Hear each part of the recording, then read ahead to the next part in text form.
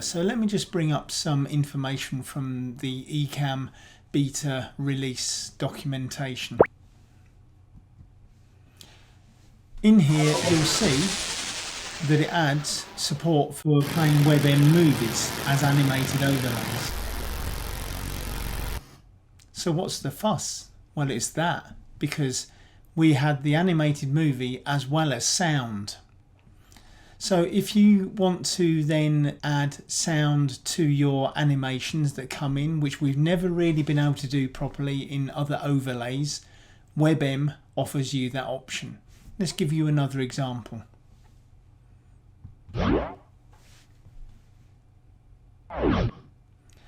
So movies and animations that come in with sound are now available because of the WebM support that the beta version has introduced. So in the older version of Ecamm, if you brought in a movie, it would play in full screen and you had no option of minimizing it or making it any smaller. Now we can introduce a movie and make it any size we want within the main window. So this can really improve our demonstrations and presentations within Ecamm.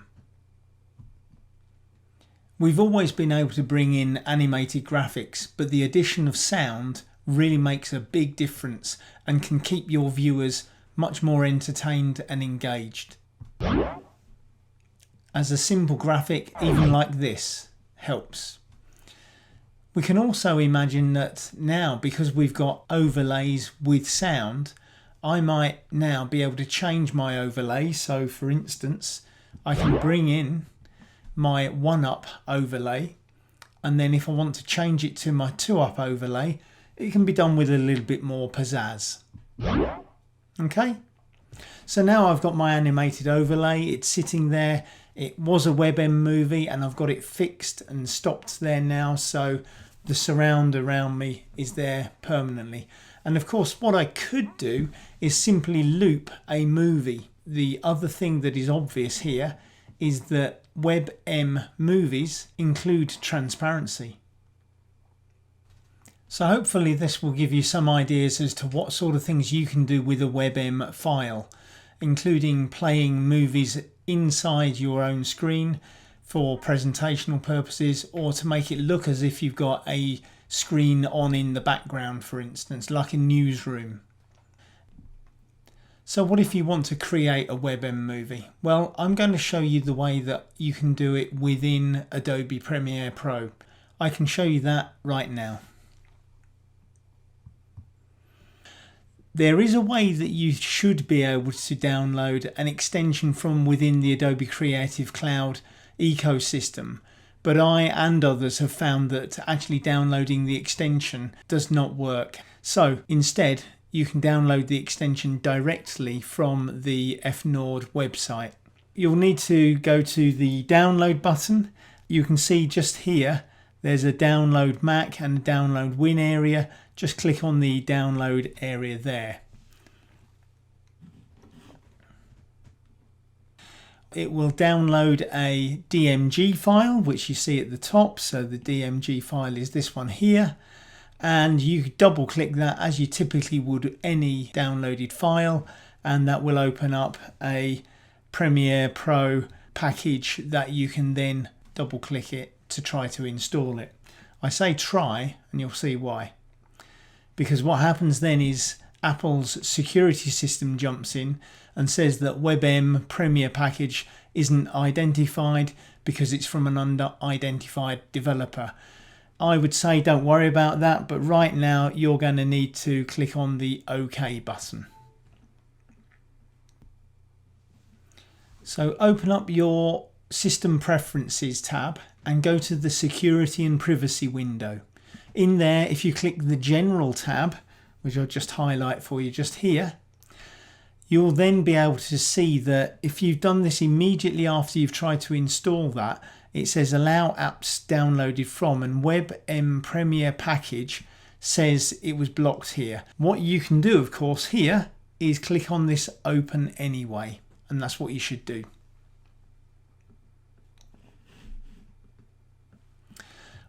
Once you've done that, it will give you another question to say, are you sure you really want to do it? And yes, we are. And then you can install as normal. Just click the continue button and carry on installing the way you would with any other application. Now we'll jump into Adobe Premiere. Once you've created the movie or animation that you want to export from Premiere, go to the Export Media settings, and then you'll see in here that you have Export Format. So just at the top here. So in the format, which commonly might be H.264 or whichever one that you normally use, and you'll see that there's a WebM option just down here. And that's obviously what we'll be using to export our WebM movie. The WebM movie options are all really set in these codec settings in the same dialog box. So you have a codec for VP8 and VP9, and then methods and quality. You'll need to have a look at the documentation that came with the download in that download folder if you want to know more about these. However, these are the settings that I used to export the animations that you've just seen.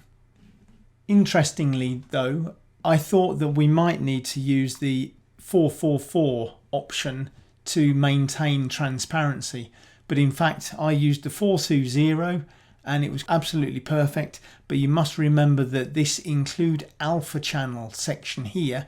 If you've got transparency in your movie, then you'll need to have that ticked. Once you've got that way, I believe that the movie will export for you perfectly.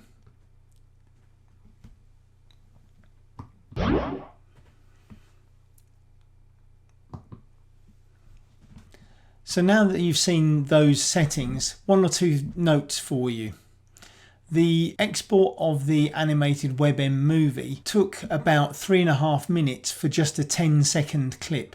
So it does seem to take quite a while. I'm on a relatively old 27-inch iMac, but 32 gigs of RAM. It takes a little while. However, one really interesting thing is that the file size of the WebM movies is very, very small. The other interesting thing, if I show you here, is that the WebM movies themselves, you see it says HTML5 video, it's very, very small.